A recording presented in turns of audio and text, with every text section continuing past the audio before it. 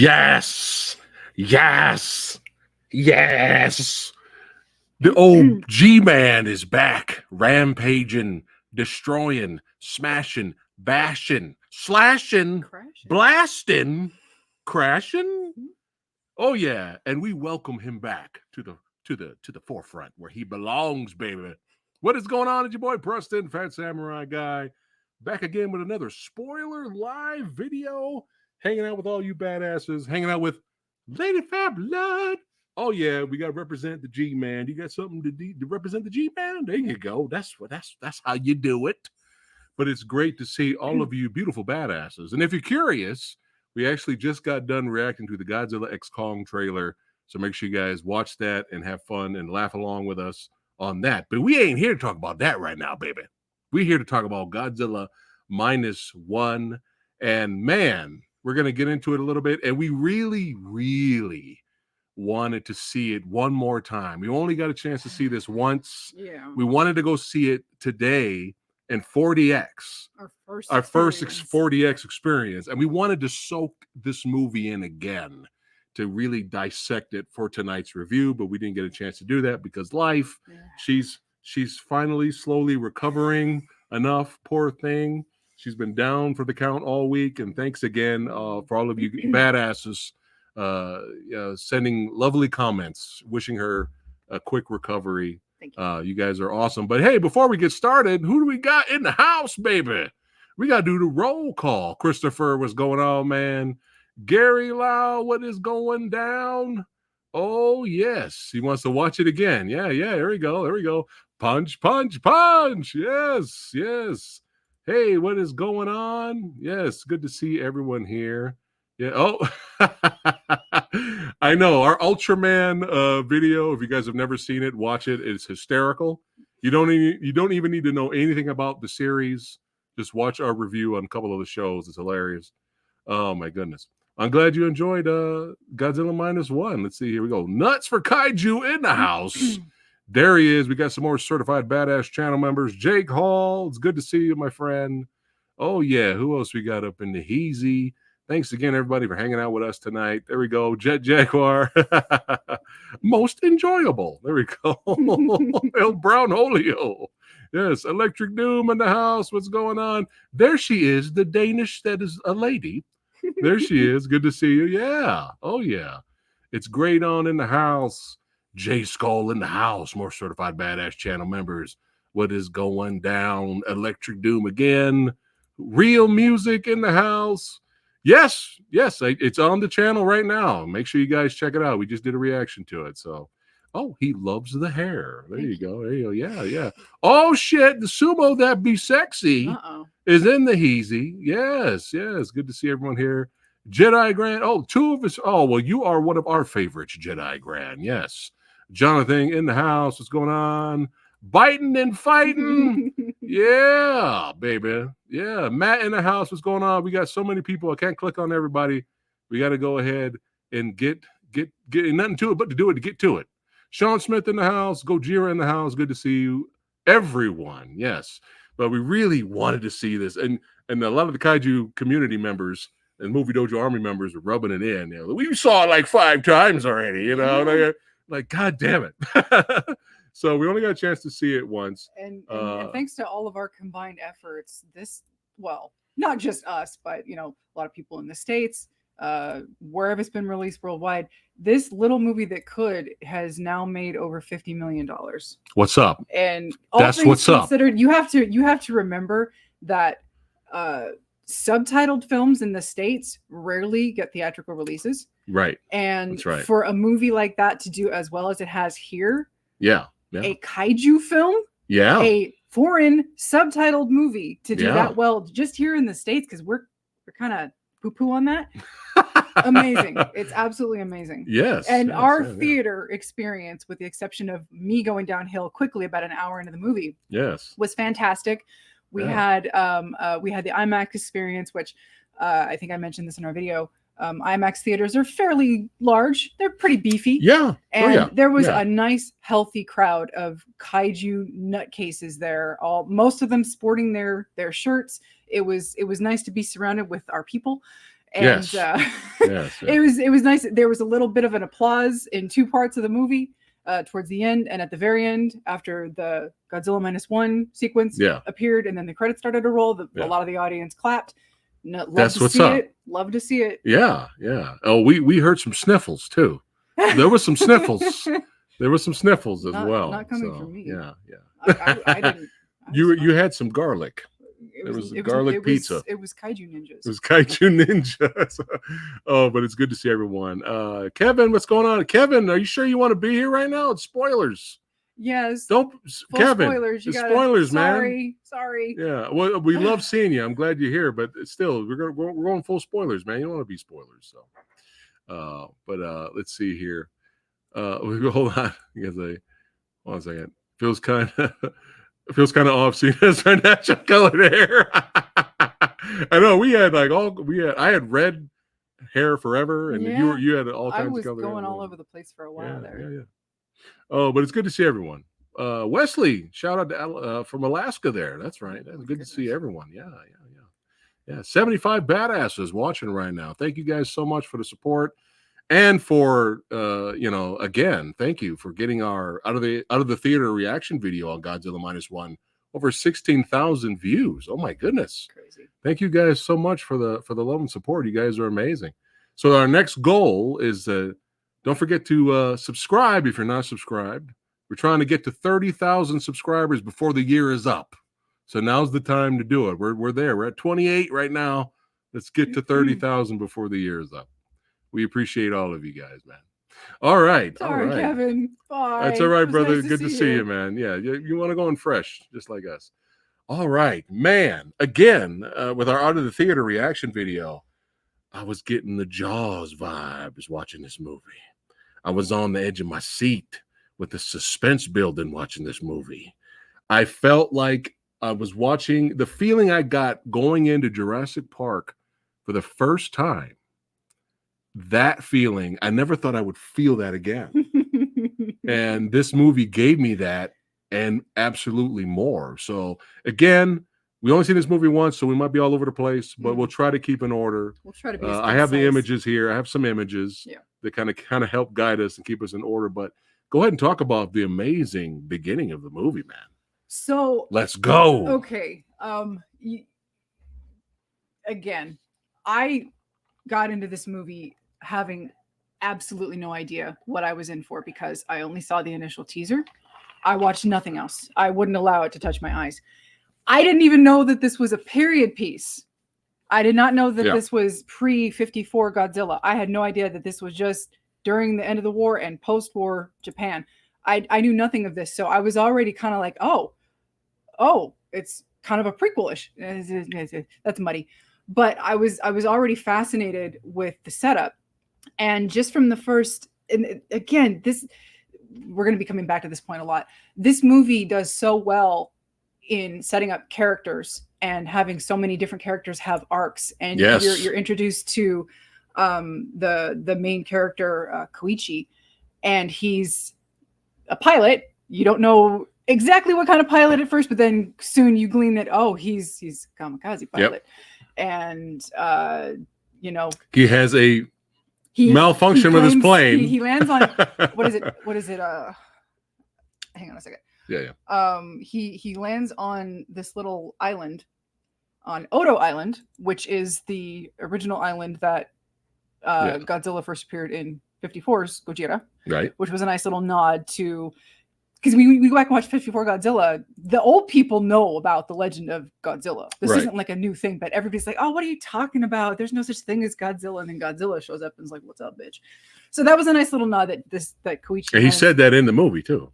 He said, "What's up, bitch?" Koichi lands on this, claiming to have plane malfunction. Right. And this one guy is like, I can't find anything wrong with your plane. And Koichi's like, "What are you talking about? What are you trying to say?" And he goes and storms off, and he sees all these dead fish floating in the water. But before that, this other guy comes up to him and is like, "I understand what you're coming from, like where you're coming from. Why bother sacrificing yourself when we've already lost the war?" Right. And then he, walks off, and you notice all these dead fish floating from the sea. And Koichi's like, that's odd. So later that night, in my mind, as I'm watching this, I'm like, is so good. Is this the most terrifying intro to a Godzilla film we've ever had? Like, legitimately eerie. Let us know in the comments right now. Let us know in chat. For my money, it was so eerie, and it was so just, it had this creepy vibe. The score, which I had to buy this week when I was finally feeling better and coherent enough to buy the film. Score is amazing. Composer Naoki Sato, which amazing shit, bro. His music throughout the film, it has this varying pitch of unease. Yeah. And there's even some parts of the film where it sounds like air raid sirens, which is very, very unnerving if you've ever heard an air raid siren. Mm-hmm. But so later that night, a smaller Godzilla shows up, but still unbelievably menacing and terrifying. Oh yeah. And chomping and throwing. Yeah, there's a lot of chomping and throwing. There's a handful of mechanics on that island that were, stationed there, and he proceeds to kill all but 2 of them. Yeah. And it's horrifying. And Koichi, we already know he has this setup of he's scared. He's scared of what he's doing. He couldn't pull the trigger. He doesn't want to die, but he's the only pilot on the island that can actually get to the plane and use the gun. So he gets to the plane, and he had Godzilla right in his sights. Yeah, like right there, and his hand was shaking. He couldn't. Anybody would be scared shitless, right? Right. And this was not even full scale Godzilla yet. He's pretty big. He's obviously large, but he's, and so him failing to pull the trigger, it wouldn't have done anything anyway. Probably but him not. Failing to pull the trigger, unfortunately. The other mechanics didn't make it. All but the one who tried to give him that pep talk earlier about, hey, bro, I understand what's going on, but it sucks. I know. Yeah. So Koichi gets knocked away. He gets knocked unconscious. Big explosion. And he wakes up later the next morning to the mechanic pulling all these bodies. Pulling the bodies. Lining them up. And covering them up, saying, you guys didn't deserve this. Yeah. And obviously he's pissed at Koichi. And when they're going home on the boat, Koichi's just like huddled up and just traumatized clearly from everything that's happened. And the mechanic comes up to him and gives him this package. Yeah. And Koichi opens it up and he's like, oh shit. And he like quickly hides it. And later on we find out what that is. That again, this whole opening, not only does it set up how menacing even regular size, smaller size Godzilla is. Yeah. Which I was not prepared for what we ended up getting later on. It was Grimlock size, right? Godzilla in a way. It sets up something that is almost unheard of in a Godzilla franchise. Human characters that you give a shit about and that have proper character arcs. And Koichi's not the only one who actually gets a good character arc in this movie. Yeah. And it sets up the themes of PTSD. It sets up the themes of the people who have been kind of forced into this situation and possibly been told by their government, hey, go kill yourselves for us. Yeah, we know we lost, but go do it. Right. And it sets up that element with the people, because by the end of the movie, the government has their hands tied and they can't do shit. So it's the people that have to gather up. Again, kind of similar to a bit of what happened in 54. Right. But then after all of that, our lead ends up going home to this. Right. This is what he comes home to. And he finds out that his parents are gone. Parents are dead. And he comes across this neighbor that he knows that recognizes him. And she's like, wait, I thought you were a kamikaze pilot. Why are you alive, basically? Yeah. And she starts yelling at him. You're the reason my children are dead. Yeah. So she's obviously, by that sentence, she's lost everything. Yeah. And he's lost his parents. Yeah. An air raid, I believe, right? Well, yeah, this is all the results of the air raids and all that. Right. And again, this is at the end of the war, so other major significant events have already happened, obviously. But so he, and this neighbor character that comes up, she ends up, her name is Sumiko. She ends up with her own character development. Yeah. She starts off as this bitter, angry woman, rightly so. She's lost everything. Obviously, she's lost her kids. She's lost everything. Yeah. And she hates Koichi. And she gets a freaking character arc by the end of the movie. And so there's like a couple things happening at the same time. Koichi meets this woman named Noriko who has a baby. And at first you think, oh, she's got a baby and all this. Okay, shit. Love you too, Chris. Oh. Yeah. So Koichi meets her and she's being chased by these people. And she's got this bundle in her arms and she goes, here, take it. And then she runs off and it's this baby. And Koichi's like, what the fuck do I do with this? What am I? So he eventually meets up with her again and she takes the baby back and then she follows him back to his ramshackle remnants of a house. And, house, it's, remains. And remains. Yeah. And pretty much. She basically kind of forces her way into his life. And that sets up their dynamic.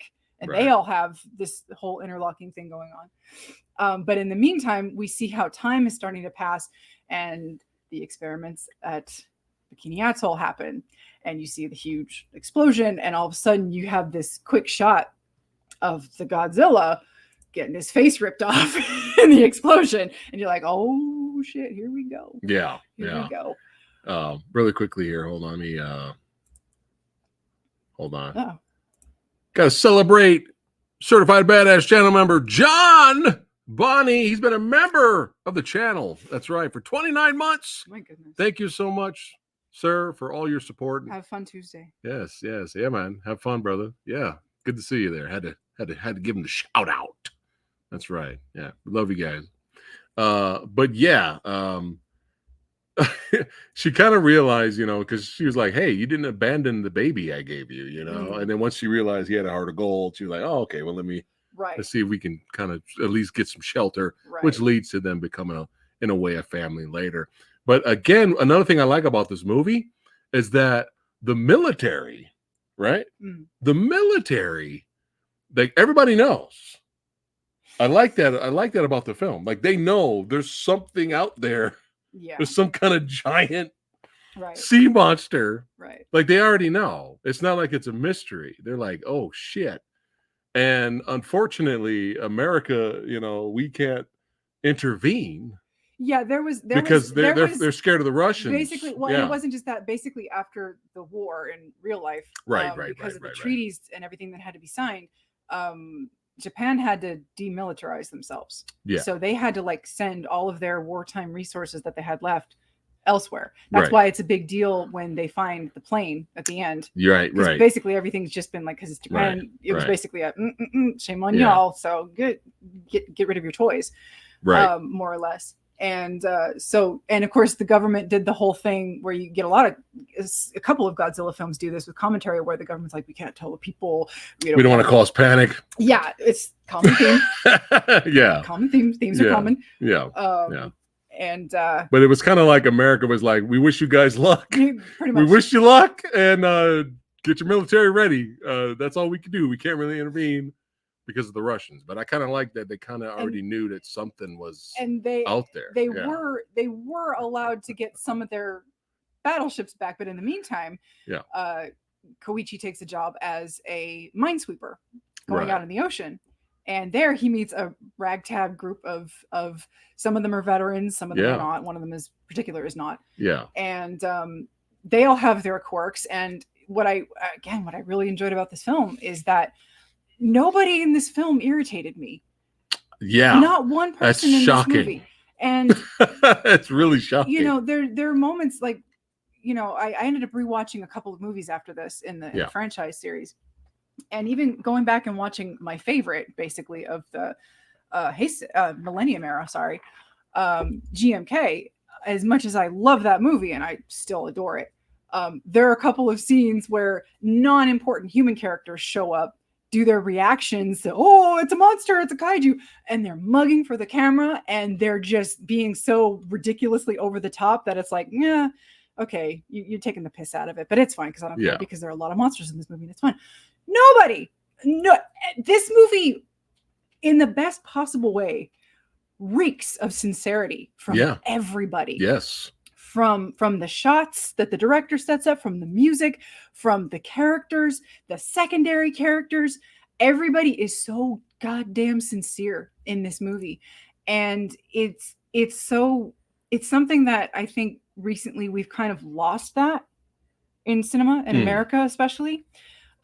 Some people are like, I've seen some people talk about this movie and how it's so serious, and some people have a problem with that because, first of all, they're not used to kaiju movies being serious because they've only cherry picked some of the more fun ones, and that's fine. There's nothing wrong with that. But originally, Godzilla started as a very serious, heavy allegory movie. Yeah. And I think in the States, Marvel in particular, like Marvel Disney movies, have come to expect us to be okay with nothing is dead serious. Something tragic can happen or something really bad can happen, and then someone in the background has to make a quip about it. Right. And I think a lot of some moviegoers have probably gotten so used to that it's like when you see a movie like this, you're reminded that, oh yeah, cinema can be serious. It can be dead serious. It can be like poignant. Well, I think, you know, growing up watching Godzilla movies as a kid, you know, I think I didn't see Gojira till I got older. Same. And when I first watched Gojira, right when it started, boom. You hear that pounding. There's no music. It's just boom. Right. Boom. And I was already like, yeah. I was like, what is this? Yeah. You know, and I was like, wow, what a movie. Yeah. There's a totally different type of experience. But that's what I, you know, again, to repeat what I said in my Out of the Theater reaction video is that, you know, there's so many options. Yeah. In the Godzilla franchise and the kaiju movies, you can have the goofy, fun stuff. Yeah. You can have the badass stuff. You can have the serious stuff. Yeah. Keep in mind, there's something for everyone here. Keep in mind, you know, that's what's awesome about it. Kong versus Godzilla. Kong versus Godzilla, not Godzilla versus Kong. That was the third entry into the franchise. The third. Yeah. So between 1954 to what was it, like 60, 61? Yeah. We've already gone off the rails. Yeah, Kong was already grabbing the tree saying, eat your vegetables and sticking it in Godzilla's mouth. That was the third movie. Yeah. And then after Judo that, throws and shit. And then after that, all bets were off.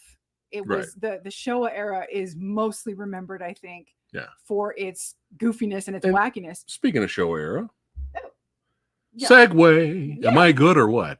Yeah. This is just, speaking of Showa era, I'm sure all you kaiju fans already have this. This is like one of the best, beautiful Criterion Blu-ray collections ever. And the reason why I'm showing you guys this, we got 100 badasses watching right now. Thank you so much for watching, guys. You're amazing. Everybody watching right now, try to send Criterion a message. Please snip out this video, send it to them, or send them an email. Spread the word, guys. Or send them film stock from GMK and how horrible it is. This is how you do that it. Movie. And the Heisei era and the Millennium era deserves this kind of treatment, special treatment. The Millennium, we were watching the Millennium Blu-rays, and they're rough, man. It's barely a step rough. It's like an up-converted DVD. Yeah, it's rough. And so, please, I just want to segue this real quick, since I got all the amazing people watching right now. Please, just do a petition or something. We need the Heisei. I don't know if it's a rights issue, but we need a Heisei era release Criterion. We need a Millennium era because it is rough. It is rough, but yeah, there's something for everyone here, you know. Yeah. And the Showa, the goofy moments and the fun moments in the Showa era makes me smile. Yeah. And I love it. And you know, it's the stuff I grew up with. But I like the serious shit. Yeah. Like with Godzilla -1 has to bring. Which this movie, when we were initially watching it, and I think we mentioned this in the Out of the Theater, it was reminding me very heavily of 54 and Jaws. Jaws definitely came to mind when I was watching this. And there was something very familiar about the ending of the movie, which prompted me to go watch my favorite from the Millennium series, GMK. And I was like, there it is, right there. And come to find out that GMK was this director's favorite film. This is his favorite movie. And what is it now? The director from this movie. Yeah. GMK is his favorite movie. Oh shit! Yeah, because that's ours, baby. Yeah, yeah, nice. And he, all right, he didn't like. He ended up. So he said something. That's like, why we had a similar ending. And also, this is one of the most brutal versions of Godzilla we have seen. And I rewatched Shin Godzilla recently, along with the original and GMK, obviously. Yeah. Now, is this the most on-screen deaths we have seen? I don't know, because rewatching GMK, that motherfucker tore the shit out of that place. And it wasn't just him, like even Mothra was sick of humans bullshit. Like Mothra had a few body counts too. I just want to throw that out there. The metal group Anvil, if you didn't know, the metal group Anvil, Metal on Metal, made a song about Mothra. Just want to throw that out there. Download it, put it on your player. They made a song about Mothra. Just want to throw that out there, but go ahead. Yeah. No, but just rewatching GMK, I was like, yeah, this is why this was pretty much my favorite movie of the series, is because this Godzilla, they had a really great allegory in that movie too, which was pretty serious and pretty reflective of, what a lot of people's thought process is. And, again, anytime Godzilla's facing off with, monsters, I'm all there. But that body count was pretty damn high. And Shin Godzilla, again, it's not my favorite movie, but I respect it. We respect Shin Godzilla. There's some good stuff in there. And that particular Godzilla had interesting. We respect it. Had interesting form changes. He had the whole evolution thing, which was an interesting twist on it. He looked like a chicken. we had Chickenzilla for the first time. A little bit, yeah. Shin Godzilla, when he finally did something, because there was a while where he would just show up, destroy some things, and then he'd stop, and then he'd evolve. And then, when he's in that second to last form, he's in his major form, but, come to find out at the end, he started evolving when nobody was looking. But when he finally opens up his atomic breath, his atomic death ray, and just, this is Shin Godzilla, when he just decimates the city and everything starts coming out of his fins, then it starts coming out of his tail. That was pretty destructive. Right. But it was visually, it was beautiful and it was stunning and it was devastating. Yeah. But there's something about this Godzilla, -1 Godzilla, where every time, because they do play the Jaws card in a lot, where you don't see him a whole lot. Right. Not as bad as Jaws, but they do that thing where, there's something in the water.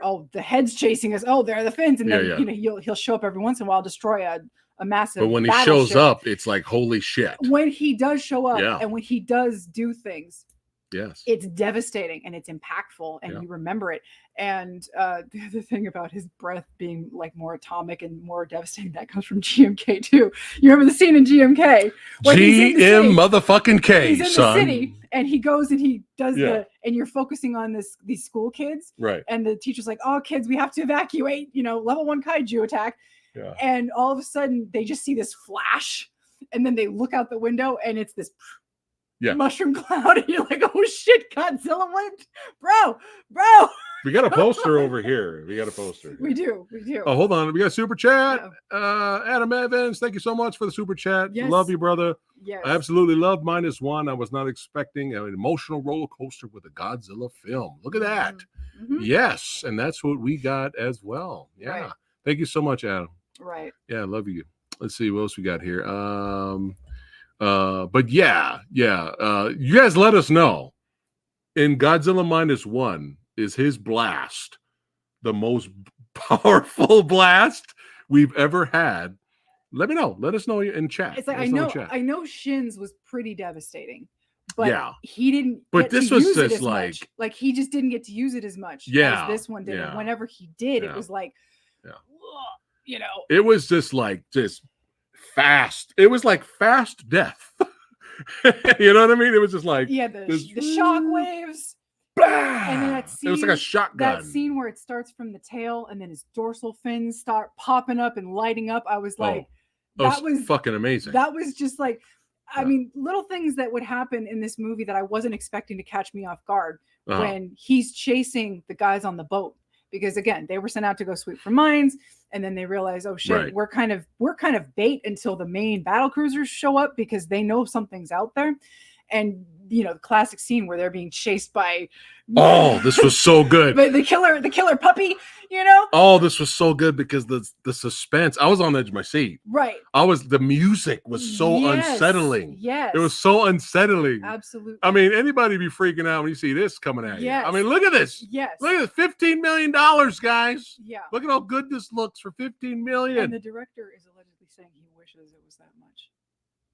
He's allegedly kind of hinting that it wasn't quite 15 million. Really? That's what he yeah. Well, maybe because of advertisement and production costs. I don't know. Wow. But yeah. But dude, this was so fucking good. So Koichi's obviously the main gunner. Right. Who's blowing up? Whose job is to when they blow up the mines? They find a mine underwater. They snip the cord. It pops up, and then he blows it up. Yeah. Well, they end up coming up with this scenario where they get the mine into his mouth, into Godzilla's mouth, and they kind of Jaws style. Yeah, a little bit. Or it's like close to it, and a part of his face blows off. Yeah. Like, oh shit, we got him. And then you realize this motherfucker can regenerate. No, you guys have got to let us know, all you kaiju Godzilla experts out there. Has Godzilla ever regenerated similar to this movie in any of the other films? He's always like really strong. Yeah. But I've never seen visually. He's always, I've never seen it reform like that. Yeah. Yeah. So, but let us know. Yeah, it was one of those moments where I was like, okay, I wasn't ready for that. I got a little too excited when I saw that. And then it got even that crazy. Not that fast. Yeah. And then it got even more insane when after this, they were like, oh shit. Then it got more insane. Boom, he starts getting the military show up, starts blowing them up. And he's like, we're saved. And he's like, no, I'm gonna fucking look at that. It's a great shot. Look at that shot right there. Yeah. And Zilla's like, nope. You're next. Yeah, and the great scene. Look at that. Yeah. Look at that. It's the great scene where he's decimating the ships, and yeah, they're shooting him at close range with their giant, weaponry on their ships. Yeah. And there's this moment where he kind of like claws at it and falls down below. Right. And then all of a sudden you see a oh. And again, every time he uses so his blast, there's something about the way they utilize it that it's just so much more impactful than I've come to expect. Obviously the breath, the beam is the beam. Yeah. It's always like, right. It always makes damage and all that, but there's just something about the way that they utilize it in this film. Yeah. And Jesus, like after seeing all that, they're just like, what the fuck? And of course, was it Koichi? Uh-huh. Shares them the legend, like, hey, I've seen this before. The natives call them Godzilla, and after, just imagine going through that traumatized Grimlock-sized Godzilla, killing all those men. Then he meets up with this version later. And I love how when it was time for him to shoot, his hand was still shaking. He was still like, Jesus. But then he just like, fuck it. At that point you have to say fuck it. Right. And try to defend yourself. But this new job that he got, was actually, it's dangerous, but it was paying good money. Right. And the family, they had better housing, better food. On this side, things were looking great. But after this, again, we're back to you mentioning earlier the PTSD moments here. And in this scene, him and Noriko and the girl Akiko have been living together for a couple of years now. You can see how that shot that you showed before, where Akiko was a little bit older. She wasn't a baby anymore. Yeah, and there was no rushed, stupid ass love interest bullshit. And that was something that rushed. We've been together for a month. And let's get married. It makes bullshit. Sense because Koichi's one of the main themes that he's going through is that it's not just the survivor's guilt. It's not just the guilt of not performing his duty, as they keep saying. Right. Because that's what it was considered. But he has this feeling that the war isn't over for him, and that's this thing that's gutting him and not allowing him to have a better life, not have a happy life. Him and Noriko clearly have a good living relationship. Yeah. And they are this nuclear family that came together from these extreme circumstances. And obviously, you know, they've cleaned themselves up a bit. You know, they don't look like they just got out of the gutter and wore torn clothes and all that. They both, you know, they're having better lives and all that. Yeah. But he's just not able to take that plunge and, you know, act on any possible feelings he might have for her. He keeps her at so much of a distance. He even keeps Akiko at a distance, where at one point they're sitting at a table with the ship buddies, the boat buddies. Yeah. And they're all assuming they're all family. They're all together. They're like, and Noriko's like, yeah, we're not married. I'm not his wife. This is not even my daughter. Yeah. And they're all kind of shocked because he's obviously never talked about his past and all that. And up at this point, Noriko doesn't even know about the failed kamikaze situation and the failed killing Godzilla situation earlier when they were on Odo Island. And at one point, the little girl Akiko tries to call him dad, and he's like, Akiko, you know I'm not your dad. And the rest of his friends are like, bro, way harsh. What are you doing? So after the dream sequence, he has this creepy dream sequence where he sees that night that Godzilla attacked again. Yeah. And he wakes up in a cold sweat. And at one point, Noriko comes to him and tries to comfort him and tries to be like, can't you just tell me why you're just so... And he finally tells her what happened. And kind of alluding that, you know, he wished he hadn't, you know, survived. He doesn't know how to go. He doesn't know how to move on from everything. He still feels ashamed and guilty for not completing his mission. And that kind of, you know, at least she knows about, you know, that's a good step in the right direction of talking about it, but still... you're still there, you know, all those feelings are still there. And Noriko comes to the conclusion that she needs to find herself a job because it's time she stands on her own 2 feet, as she says. Yeah. And so she gets a job in Ginza, which is a centerpiece for a crazy set of circumstances, where we hear the Godzilla theme, the original Godzilla theme. And at first, because of the way the score was going, I didn't know how I felt about original Godzilla theme coming up. Right. But after like 2 seconds, it was like, no, it's fine. It's fine. This tracks. You know, it's like, you gotta have it. You gotta have it. But dude, this sequence, and let us know in chat right now, what do you guys think of this sequence? This was like, holy shit. You know, she gets on the train. I just absolutely love anytime you see just fucking cars and trains and ships just fly. like it's just a regular, you're looking this way on the street and all of a sudden cars and trains and ships just flying by. Yeah. Oh my God. It never got old. It never got old. I got a picture here. There you go. Like just nowhere. Yeah. Everything's normal. Oh, there's the subway flying by. I mean, a train or something, you know, like ridiculous. But yeah, she looks out and sees this.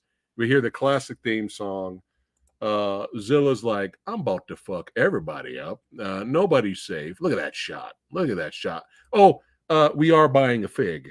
Oh, yeah. Oh, we're getting the goddamn fig. We're getting the fig. We're finding a way. We're going to find a way to it. We will make room on our Godzilla shelf over here somewhere. Yeah.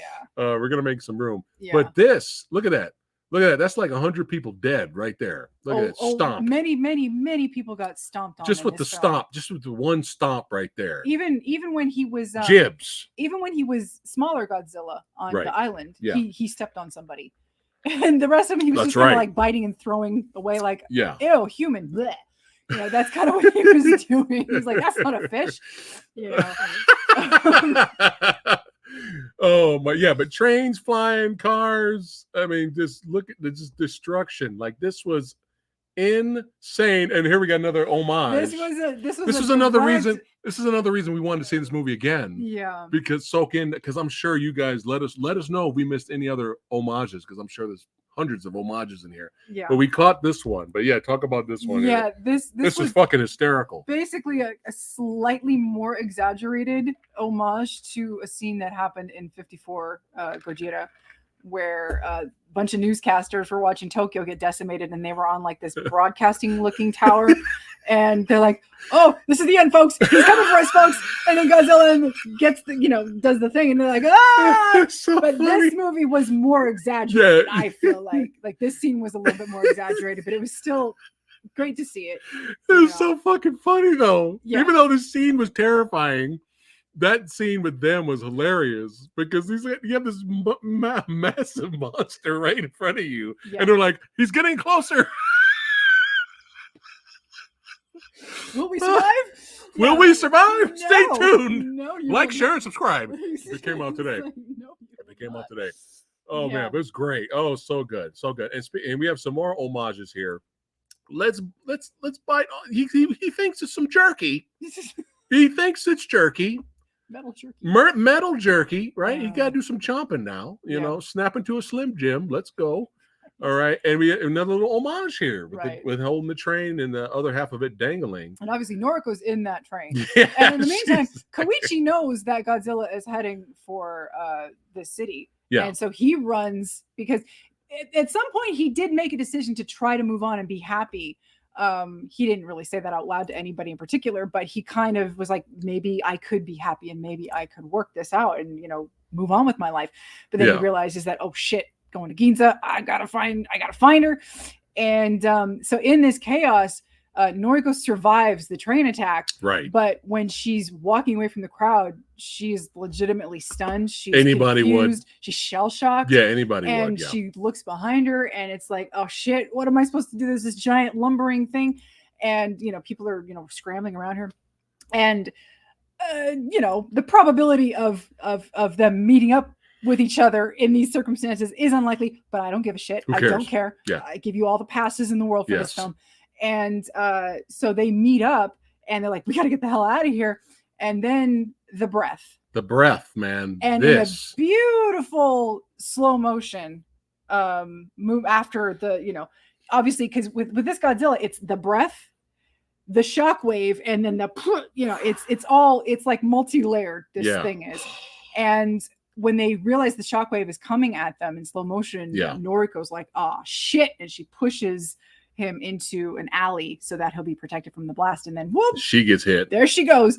And I could have been fine with the ending. Like I could have been fine. I'm fine with the ending. Yeah. Obviously. Yeah. But I was like, oh, if they really, really killed her, that was, I would have preferred. Yeah. I don't mind that she lived. Yeah. But I would have preferred if she died. But I wouldn't, just to kind of keep that weight because of the way this movie, fine. Because of the way this movie goes and the themes that this movie has. Yeah.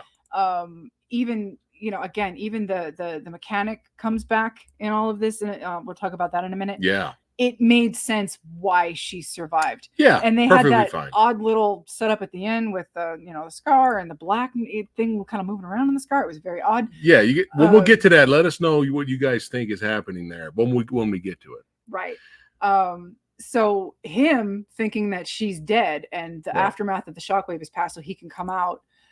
There is this fantastic moment. Yes. Where all this black debris and just who the hell knows, ash, who the hell knows what is in the air at this point, starts falling on him. And he just looks up at Godzilla and he just screams. Yes. Like this like horrible, like anguished, angry scream. Yeah. And of course he blames himself for, you know, this is my fault because I thought I could, blah, blah, you know, guilt, a lot of guilt. And, you know, Samurai Guys, you know how I am. When this scene happened, and he looked up at Zilla and just screamed in rage. I felt it right here. I felt it right here in my gut and in my chest. And I was like, like I felt it. Yeah. What? Movies making you feel something. Again. What is this? Again, it's the... Oh, God. I felt it, man. It's the unashamed sincerity that this movie has. And the performers, all of the performers are just like, we are in a serious movie. Yeah. There was, again, as much as I love GMK, no mugging for the camera from any of the side characters. No goofy acting. Most of the characters in GMK were fine, don't get me wrong. Yeah. The characters were all fine. It's just, you know, you have those extras that are kind of like, whoa, you know, just kind of being little OTT, you know. Everyone just was like, yeah. But yeah, everyone was just so, yes, feel it. Yes, you know, they brought it, and it was so nice to see because again, I mentioned this in the Out of the Theater review. I am the first person to call these movies out on their shitty human characters. Right. King of the Monsters is probably my number high up, possibly number one offender in that. King of the Monsters, I did not give a shit about those people. They had potential. Yeah, they had potential with the mom and the girl, the daughter, especially because the mom was coming from a place where she lost her son in the San Francisco attack in 2014, and so she had this, Yeah. But at the end of the day, it just didn't fucking matter. It didn't. The way it was done for me did not work. Right. And you skimped me out of good fighting. Right. So that, I'm the first one to be like, I don't care about the humans. And that's why I forgave GVK. Because in that one, like humans, I didn't give a shit. You didn't care about humans. I don't care about the little girl in but Collins you got your Bond. cut. I really don't care. Yeah. Rebecca Hall, I love Rebecca Hall, but she's just there. It's Skarsgård. There. Yeah. She's just the character that's there. But the fighting there you go. Was ridiculous and fun, and that's what I was fine with. But this movie somehow cracked the code. Yeah. Of not only making Godzilla a legitimate, horrifying, terrifying entity. Yeah. But for me, the humans, you actually gave a shit about them. Some people don't agree with that. Some people are like, less humans, more kaiju. I understand that, but this is not Michael Bay Transformers we're talking about here. Yeah. This is not where I'm sitting there going, can we please? I don't give a shit about Shia LaBeouf. I don't really give a shit about Mark Wahlberg. Can we just get to the goddamn Transformers? Yeah. But it's because of the way they write the movies that make me feel that way. This movie did it. This movie proved it can be done. And here's the thing: is to each their own. If I'm sure there's a lot of people out there that probably didn't like the movie, and that's fine. We can love it. If you don't like it, it's great. There are movies that I can't stand that other people love. Right, but we both exist in the same plane. Everybody, yeah. But I feel that people that don't like this movie have never seen Gojira. I feel like they don't even know Gojira exists. I feel like they don't even know the original Gojira exists. Yeah. Where it was dead serious. Like I feel like they just don't know. I feel like they've come off of this, or I don't know what their expectations were. But it's just weird. I feel like they don't even think Shin Godzilla, or but they probably have never even seen Shin Godzilla. I don't think they've seen any serious Godzilla movies. And to be fair about Shin Godzilla, or know that there's serious Godzilla movies actually exist. The thing about Shin Godzilla, though, for me, that's what I feel like. That wasn't an example of humans that you care about. Everybody in that movie. I'm talking about the dead, serious, no kaiju battles. Right. Movies. Right. Like Godzilla 1984, which is one of my favorites. Right. I don't think they've seen any of these. I think, as much as we enjoyed GVK for the fighting, I think they think that that's all Godzilla is. Yeah, and they don't really know they don't know the serious movies exist out there. I think like this is their first serious Godzilla movie experience. It's possible because if you think about it, 2014, he still to each his own. In 2014, if that was your first experience, he fought the Muto, so he wasn't alone. Right. Our experience here, I hate to say it, Roland Emmerich's movie. Fuck. What do you mean? Roland Emmerich's movie. He was by himself. Yeah, but that Godzilla 98 wasn't serious. It's true. I'm just saying, Americans. If they were trying to be serious, they failed. But I don't think 98 was serious. I think the majority of people stateside, their experience with Godzilla lore and Godzilla as a whole is probably very limited. Yeah. And like you said, it's probably more confined to Godzilla versus somebody. And again, I love that shit. I live for that shit. Yeah. But the original property was just him. Yeah. And it worked. It was trying to tell this serious story. Yeah. So yeah, it's just everyone's different. Yeah. Not everyone's gonna like the movie. That's perfectly fine. But this is our channel. We're gonna be honest, and we're gonna talk. We're gonna be honest. Yeah. We absolutely loved it. So yeah. But yeah, back to the movie here. So after this amazing scene, You know.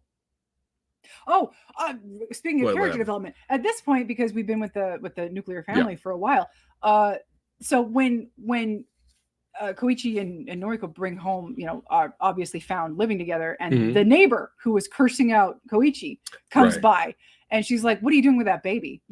Can she breastfeed? Oh, it's not hers. Oh, well, that baby's gonna die." And obviously at this point she's brokenhearted and just bitter and devastated and angry at the world. But she comes in and she starts giving the baby food, and she kind of becomes like this, not a babysitter, but kind of like she helps the family look after. She becomes auntie. Yeah, she helps the family look after Akiko. Yeah. And we see her soften and not be as angry and bitter. And by the end of the movie, she's basically, Koichi makes this decision and he gives her money in a letter saying, "Take care of Akiko for me." And when she realizes that, that he's going to kill himself, she runs out to the harbor where the ships are. And when she meets up with him again by the end of the movie, well, that wasn't the only reason, but because she found out some news. But when she realizes that he's still alive, she starts crying and she starts like, "You asshole," like that kind of, "You dickhead, you were going to leave us, you were going to kill yourself." Yeah.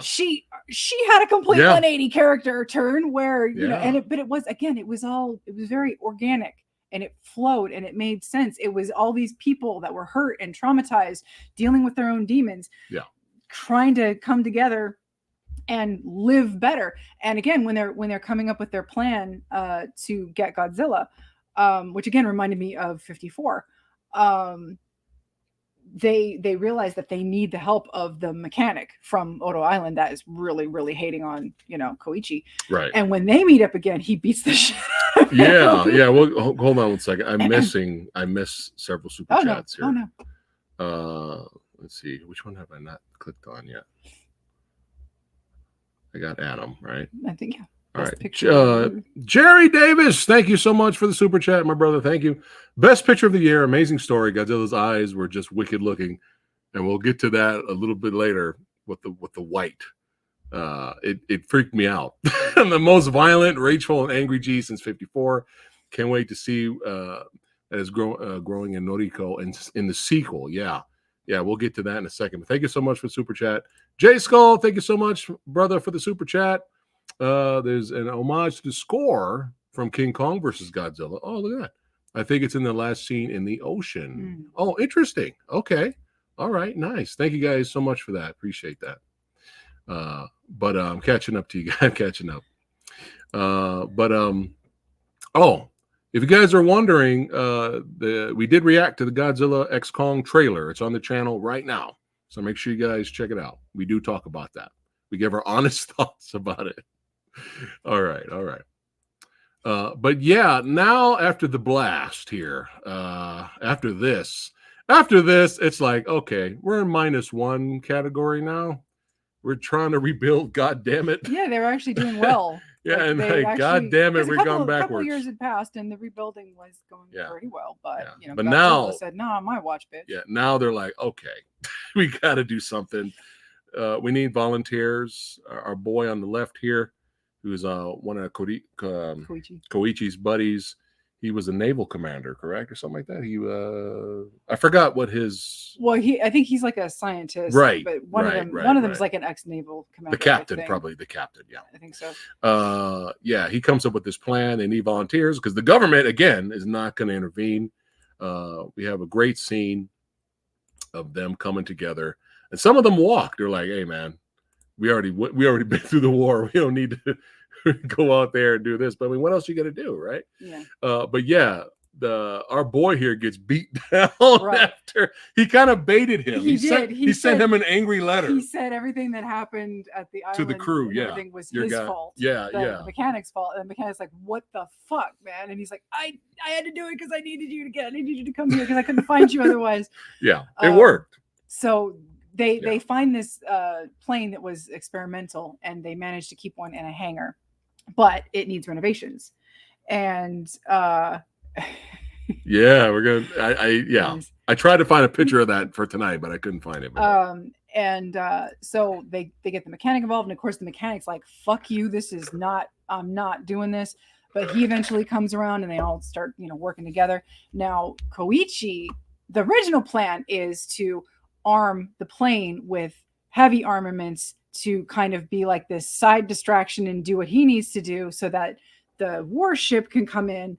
And there's several warships that are coming in and surround Godzilla with their plan. It's similar to the Oxygen Destroyer, which I was a little bit worried there for a second. I'm like, are we going too far into 54 territory? But it is a similar plan, but not quite similar. So their plan is to surround Godzilla with this contraption so that it'll sink him and hopefully the pressure will kill him. Yeah. But if it doesn't, they have a plan to shoot him back up and hopefully that depressurization will kill him. Right. And Koichi's going to be there to kind of like, guide him and take him into and like, steer him in the direction that they need him to be in the ocean to carry out this plan. Yeah.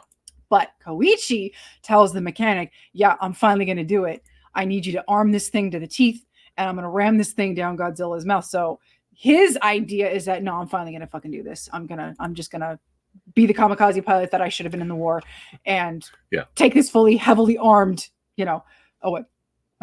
Oh. That's it. We're moving to the UK just for you, goodness. Lawbreaker. We're doing it. Goodness. So that's his plan in his mind. Right. And so him and the mechanic have a really interesting dynamic and conversation. And, they're talking about everything that happened and they're both like, but that's when we start mentioning how, it's ridiculous how the government has done us dirty in all of this. They give us tanks that barely operate. They give us planes with no ejector seats. They basically treat us as these expendable commodities that they just throw us away. And now we're having to do all of this on our own. And it's like, do we choose to live or do we, die in the rubble of our experiences and whatnot? And at one point I knew what happened. I knew what was coming. Because I saw the ejector seat in the plane. God damn it. Because Koichi... She would see it. There's a shot where Koichi... She would. There's a shot where Koichi... Don't watch any mysteries with Lady Phatblood. No. She's going to call out who the killer is. It's not Koichi. The first 10 minutes. Where the mechanic...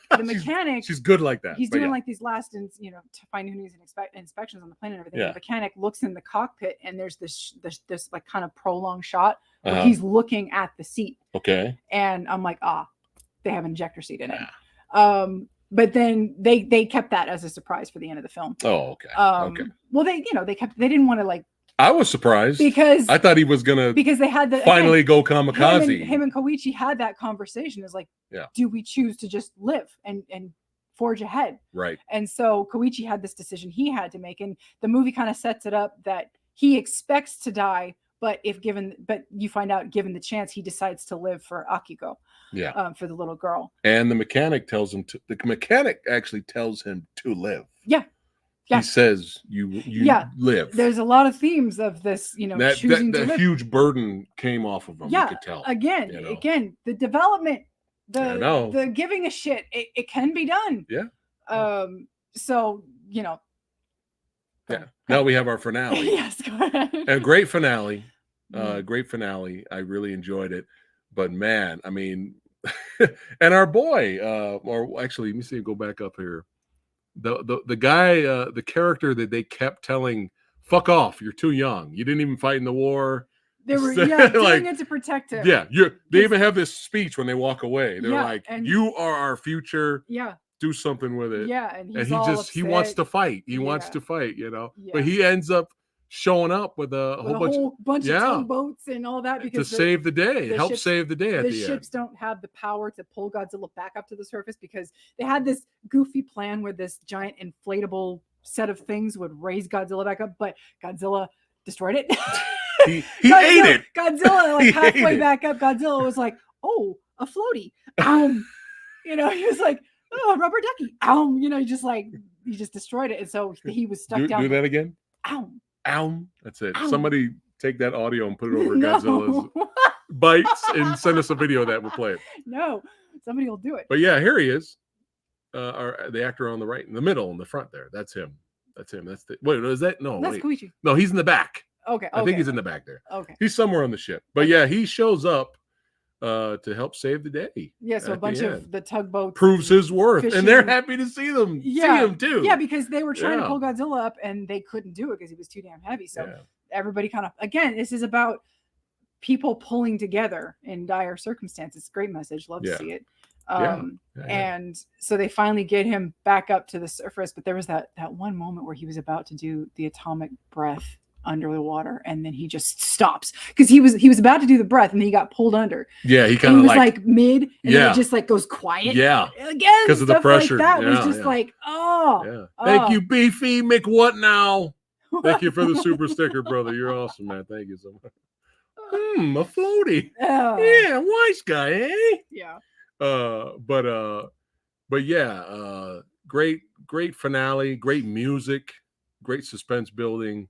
But the last shot right before Koichi crashes his plane into with the bomb into Godzilla's mouth, and then he ejects. There's that shot of everyone.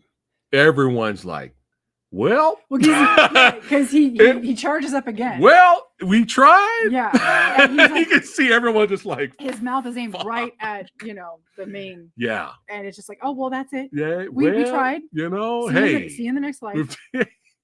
But it's just a slow motion shot, and then the camera goes around, and it's this creepy shot. And I tried to get a photo for tonight's live stream, but I couldn't find one anywhere.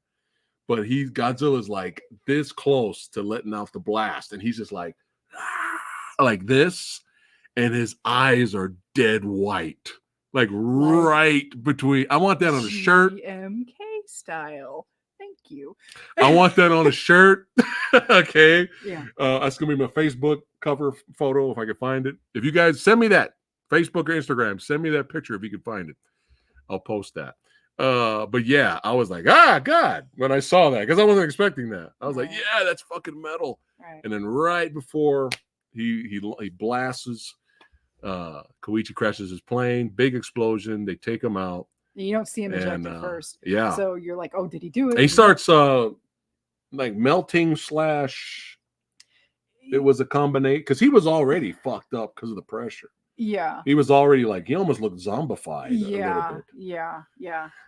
And he kind of just fell to pieces. Yeah, kind of like disintegrated in a way. Terminator T-1000. Right. Liquid metal. And again, that's kind of the way Godzilla got taken out in GMK. He got taken out from the inside out, and the whole the atomic breath and kind of like came out of him. And so again, very similar. And I don't mind. It's like for me, because this movie was done so well, the homages and the influences just didn't bother me, because this will beat a straight up remake or reimagining. Right. He didn't remake 54. He didn't remake GMK.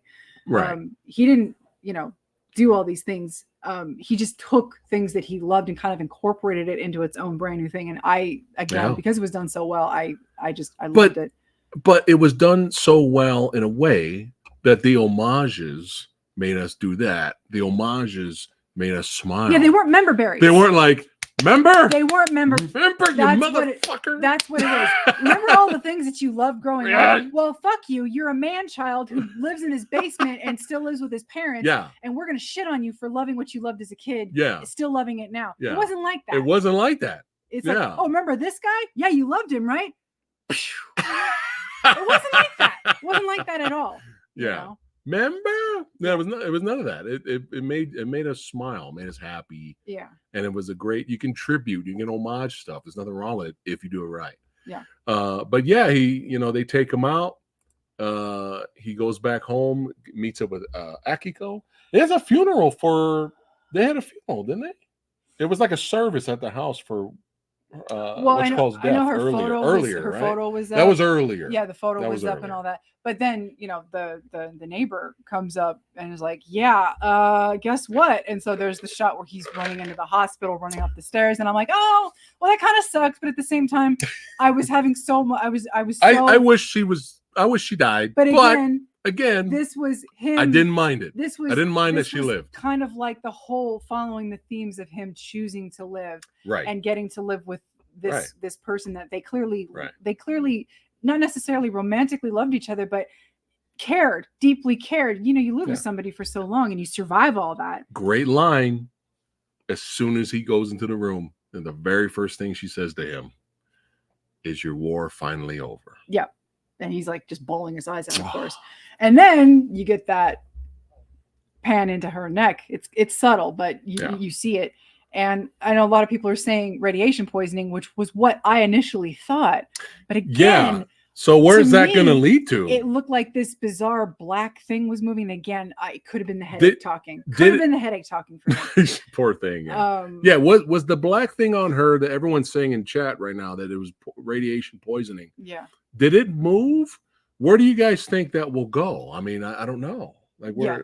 I wouldn't be surprised if she's not the only one that has radiation poisoning. Well, if anybody survived that blast, because Godzilla, that's the thing with Godzilla, is that he's always been radioactive. Right, he's always had that, even Shin Godzilla. Shin Godzilla was radioactive. And they were surprised by the end of the movie that the fallout from his presence wasn't going to last long and they were going to be able to rebuild Tokyo. But yeah, so anybody who survived all of that, they would be hit with. So we'll see what happens when they do that. Hold on. Oh shit. Uh-oh. Mr. Joshua Gray in the house. What's going on, brother? It's been a long time. I'm glad you loved the movie, man. Hey, this guy's got a great channel, guys. Go to if you love video gaming, if you're a gamer, go to Mr. Joshua Gray's channel and subscribe. Tell him PhatSamuraiGuy sent you. Yeah, it's good to see you, man. And we way back in the day, since we're talking sci-fi here, we had a great video where me and Joshua talk about, I think we talked about underwater, and Pandorum. Yes, so check out that video. Check out that video. That was back in the day. Underwater. Time flies, goddammit. It was good to see you, brother. Surprisingly entertaining. Unfortunately, only once. We wanted to see it again today, but we couldn't do it. But Eric, thank you so much for the super chat. Thank you so much. You are my favorite. Oh, well, thank you so much, Eric. You are just pointing to me. Thank you so much, Eric. You're a legend. Yeah. Oh, yeah, this movie right here, baby. Yeah, scratch the itch. Oh, yeah, it definitely scratches the itch. Yes. It's good to see you. He said did not notice anything on her neck. Yeah, it was and the camera zoomed on it, right? It was weird because you were focusing on him crying into her, and she kind of just like comforting him. But it kind of looked kind of Godzilla. It looked like one of Godzilla's spikes a little bit because it looked like a scar. Reese says it was moving. Okay, so it wasn't just my pain I was in. Okay. But yeah, again, I wanted to see it again, but it was really fast. It was really fast. Yeah. But yeah. This so good. It was again, because of the themes that the movie was going for, and redemption and moving on with life and choosing to move past all of it.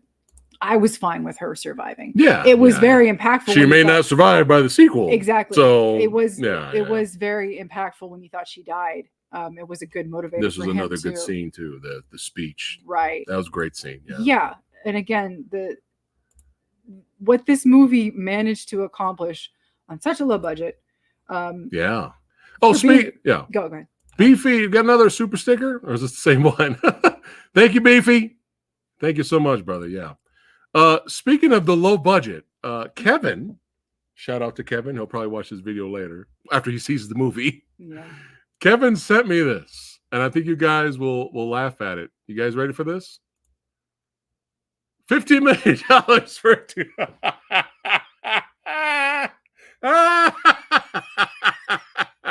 So shout out to Big Cam for sending us. Wow, that's hideous. Why you gotta do my boy MODOK like that? Come on, man. Why you gotta do MODOK like that, man? We still have not seen the movie, by the way. We have not seen Ant-Man and Quantumania. But yeah, I had to share this. This made me laugh hysterically. So those two images don't belong next to each other. Oh God. But yeah, I'm so happy with the positive feedback. Yeah, again, for this movie to have mainly such a positive reception, especially here.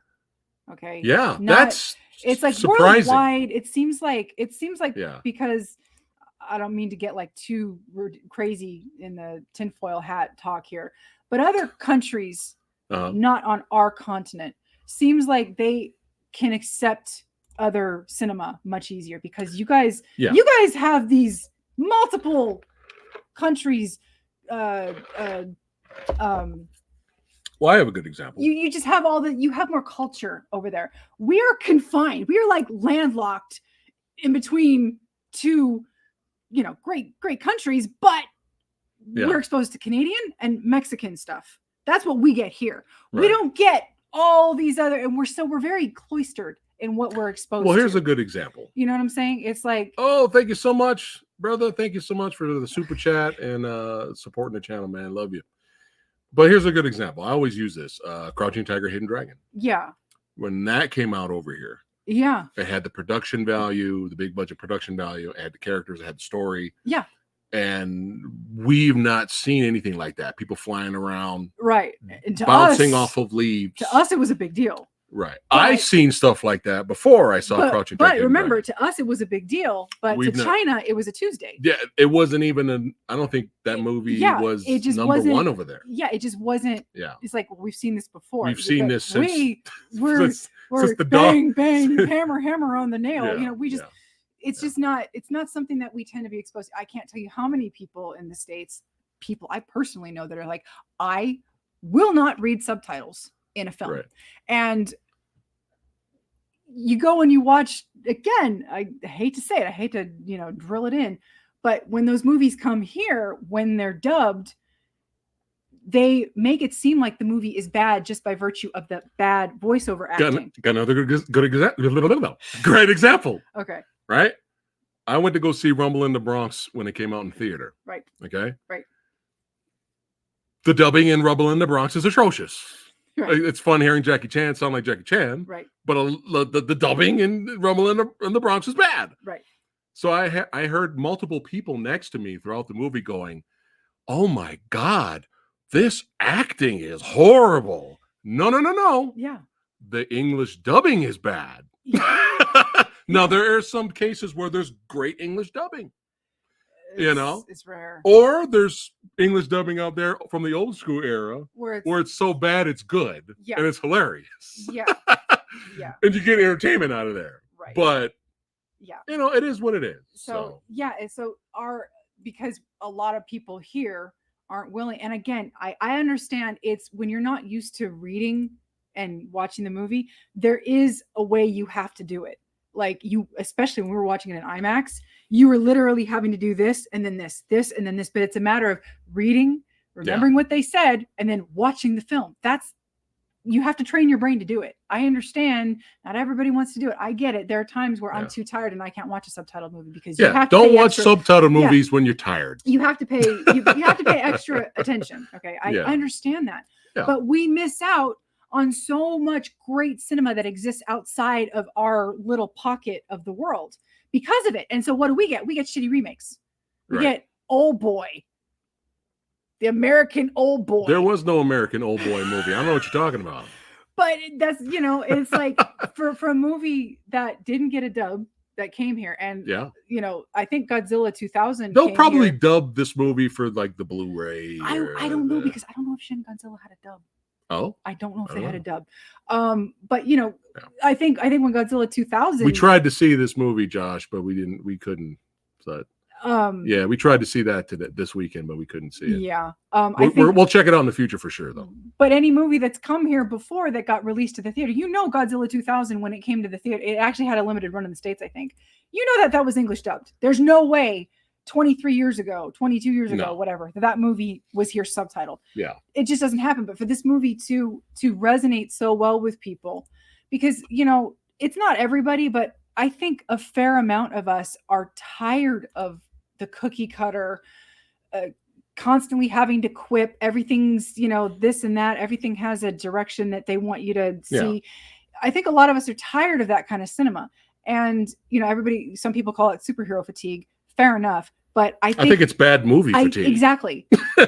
It's bad movie fatigue. Because remember, Avengers Endgame came out in 2019. And Shin has English dubbing on the Blu-ray. Oh, does it? Okay.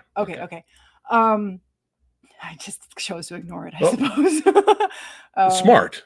Oh, thank you so much, Nuts for Kaiju, for the super chat. Thank you so much, brother.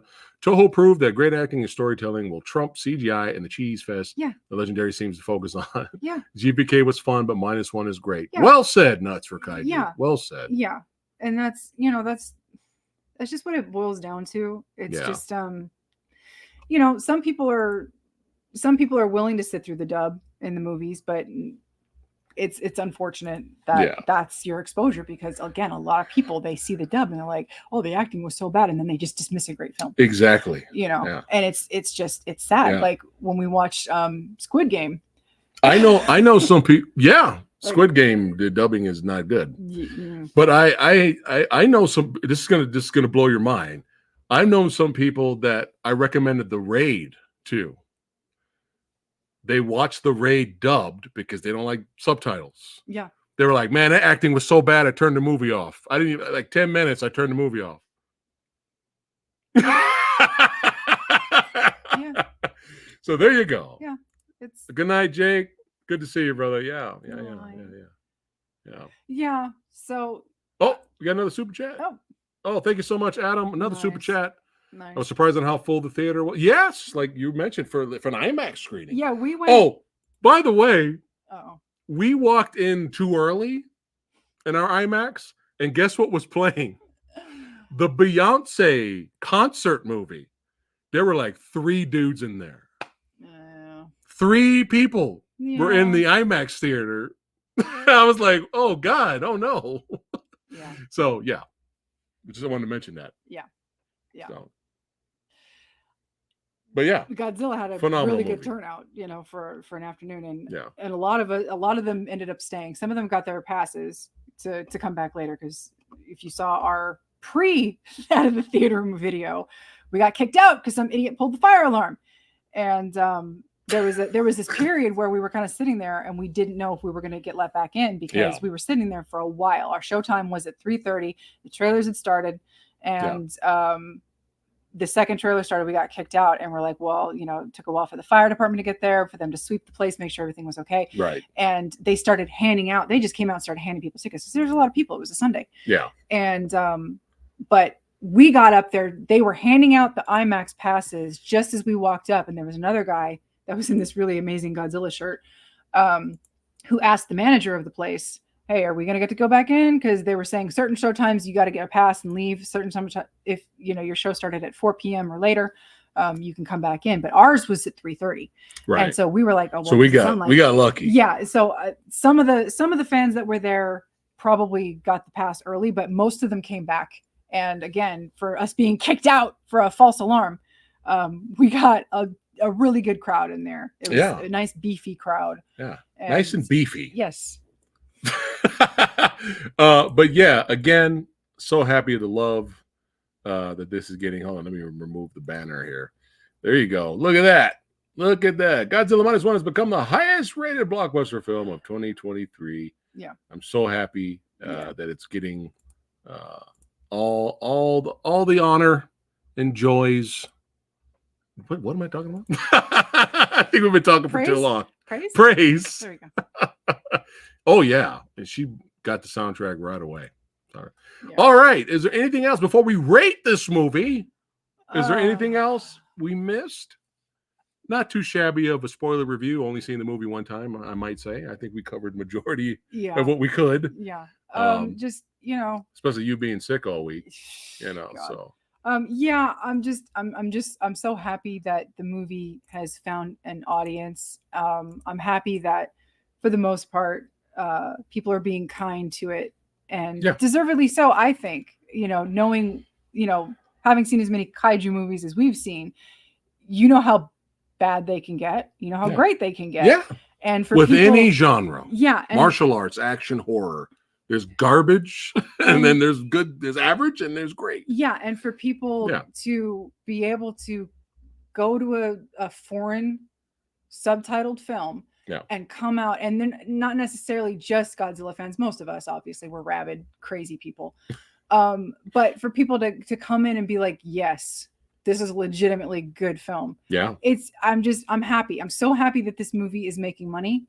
I hope that this introduces a new generation to the genre. I hope they're able to go back and watch some of the classics, because some of the classics just bring me absolute joy. Yeah. But yeah, I going into this movie not knowing basically anything about it was the best experience I've had in a theater. The benefits, again, of not doing 85 trailer reaction videos. Yeah.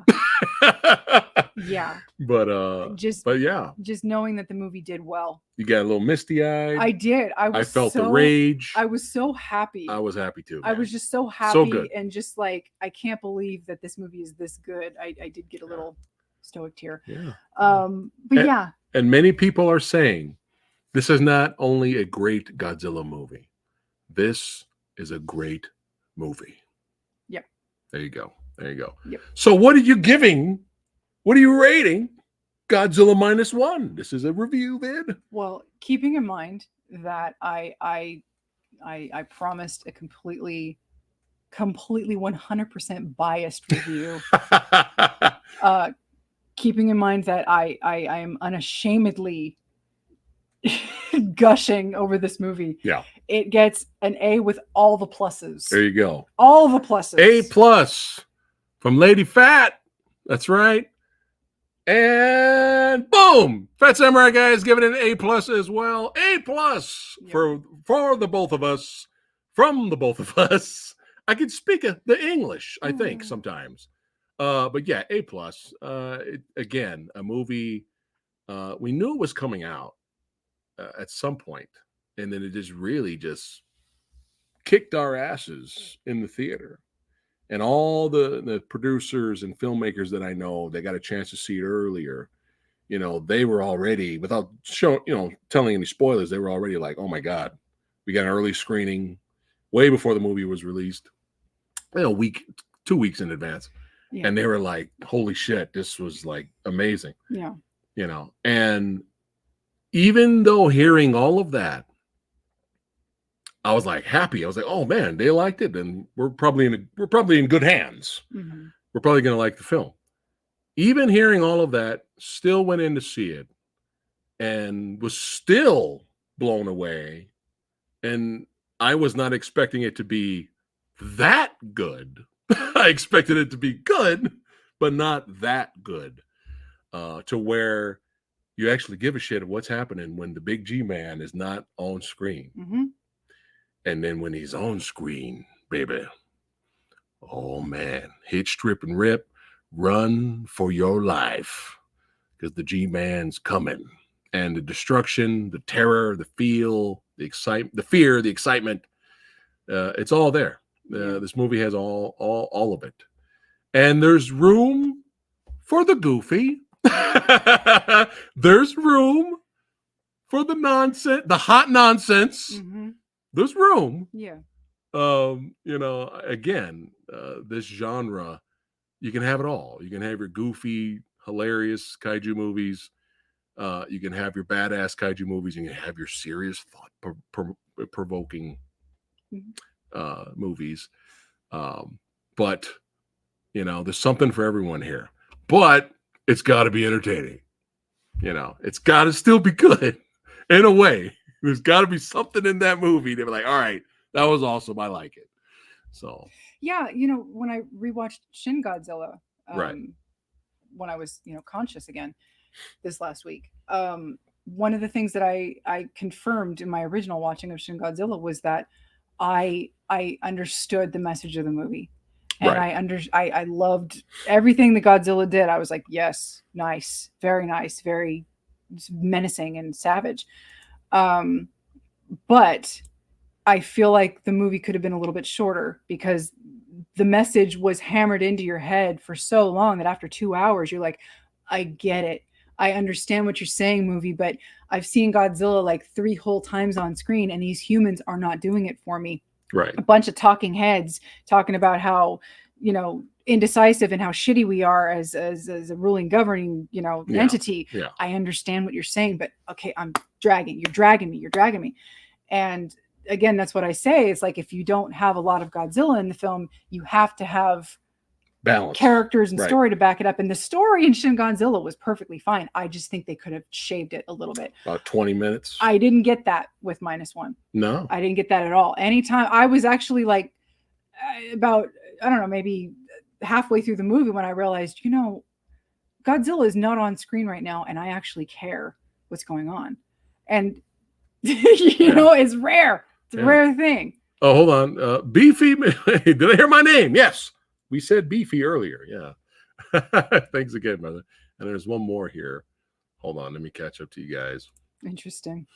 Kevin, thank you so much, Kevin, for the super chat. I have one negative.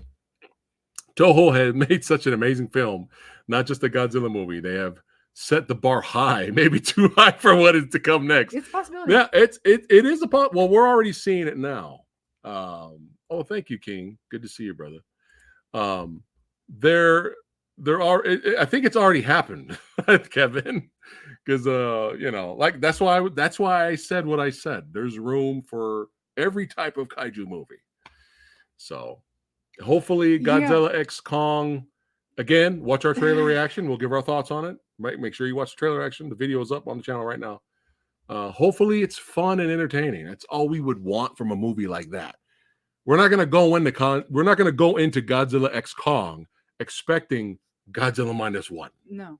All right. We're not going to do that. It's almost like different parts of your brain, like different hemispheres of your brain. Like here's the serious entertainment and enjoyment that you get out of Godzilla, and then the goofy shit is way back here. They're completely opposite ends of your brain. You just gotta access one to enjoy the serious shit, and then turn that off, and then pop open your can of goofy juice and enjoy the others. And that's how it is for us. It's but not everyone's. Some people just like only serious Godzilla. Some people don't like or just like the goofy fun popcorn Zilla. Hey, it's got something for everyone. That's why welcome. And the more the merrier. But we're in the middle with that. We like both. Yeah.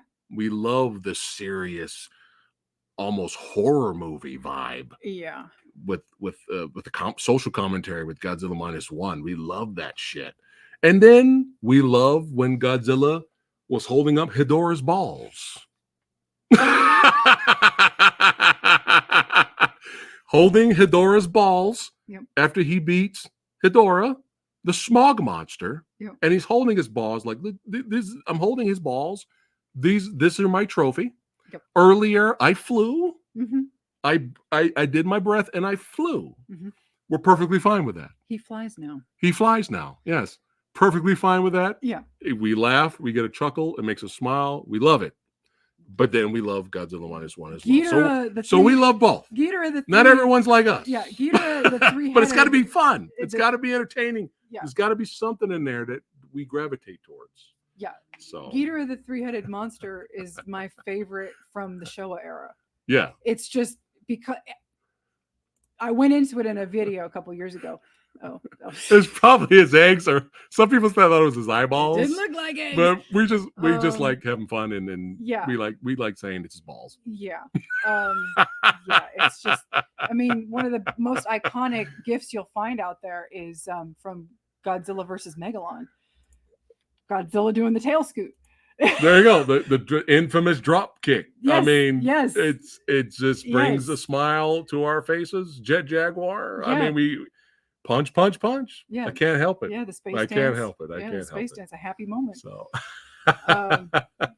it's it's as far as the legendary universe goes, I think probably maybe the Toho purists maybe do a little bit of I get it. 2014 is not my favorite. Yeah. King of the Monsters is not my favorite, but boy, did I have fun with GVK. Yeah. And I hope the sequel is just GVK times 10. Right. Or at least times 5. If I could at least get what I got out of GVK, which was just pure ridiculousness, if I get that again, I'm not going to complain. No. I don't shit on it just because it's not as good as Toho. Right. I'm not going to do that. No. I will shit on it for its own if it demerits. Sucks. Yeah, I'll shit on it for other reasons, but it's not because, it's not Toho. I'm not like that. No. Believe it or not. But we rambled enough here. But this was a blast. Over 100-something people watching. Majority of the video. You guys are absolutely amazing. We love you guys. Thank you so much for chiming in and letting us know how much you love Godzilla -1, or letting us know how overrated it is. We love you. Thanks for being in here. Thank you guys so much for super chatting. I think it's safe to say as much. Okay, we haven't seen a lot of movies in the theater this year, but we've seen a lot of them after the fact. Not everything, but a lot of them. I think John Wick 4 probably would have initially been our favorite film of the year, possibly. But it most likely this will probably be our favorite. I don't see us seeing anything else that's going to give us what we got out of this. I'm sure whenever we get around to watching Across the Spider-Verse, although who knows, enjoy that. When we eventually see the 5th Indiana Jones movie, maybe that'll take the top spot. That's probably going to take the top spot. I mean, come on. Yeah. Remember? Perfect way to end the video. Oh, wait, hold on. One more super chat. Thank you, J Skull. I think they're going to up the batshit insane goofiness. Do it. As long as it's fun, man, we're going to be there. So if you guys missed our trailer reaction, make sure you check it out. And there you go. Actually, the Marvels will be our number one. That'll be our number one movie there. We had the opportunity to buy Captain Marvel Steelbook. We were at Book Off. For and we found $12, $13, something like that. It was cheap. No, it was cheap. $2.99? No. $4.99 4K. Oh, you're talking about the Steelbook? Yeah. Okay. The movie was 4K. They did have a regular edition 4K for $2.99. Thanks for subscribing, Nate. And we still didn't buy Captain Marvel. We couldn't do it. We could not pull the trigger on that on the twat waffle. We couldn't do it. Nah. So I can't imagine. There's a lot of Marvel that's come out for the past year. We probably will not buy. Maybe Guardians of the Galaxy 3. We had the opportunity to buy Guardians of the Galaxy 4K. We know it's good. Cheap. We'll buy it later. And we already know it's good. We had these stacks and we're like, we really want these Guardians of the Galaxy priorities. 3. I know it's going to be fine, but I'm just not in the mood. I'm not in the mood for Marvel right now. I'm just not there. Yeah. But it's all good. It's all good. All right, guys. We got to wrap up the stream at some point. But hey, again, we love you. Thank you so much for being here, hanging out with us, talking movies, agreeing to disagree, but still having fun, still being amazing. Thank you to all the brand new subscribers we've gotten recently. Don't forget to share this video around. Like the video. We appreciate it. And hey, come on, before the year is up, help get us to 30,000 subscribers before this year is up. Let's do it. I'll have a big old huge awesome giveaway. Let's give away some 4Ks and some Blu-rays to you guys. Let's do it. 30,000 subs before the year is up. We can do it, baby. Love you guys. And I might be doing a Blu-ray, a live Q&A tomorrow. Blu-ray reviews, and we get to hang out tomorrow. So stay tuned for that. And then Action Film Autopsy with Rick Myers is coming up at the end of the month. Rick Myers, Frank Jang will be doing a top 10 films of the year video coming up very soon. And don't forget, in January, tons of filmmakers and directors are going to be coming on the show, on the Movie Dojo podcast, hanging out with your boy, talking films. And let's just keep enjoying life, enjoying movies, all of the genres. Let's keep it going, especially that action, baby, that martial arts, that horror genre, that sci-fi. And of course, one of the best of all time, one of our favorites, the kaiju genre, baby. All right, guys, take care. We'll see you on the next one. And keep watching movies. Take care, guys. Oh, Godzilla. I gotta play the video now. Gotta give a shout out to the video, to the members before we go. All right, guys, take care. Love you.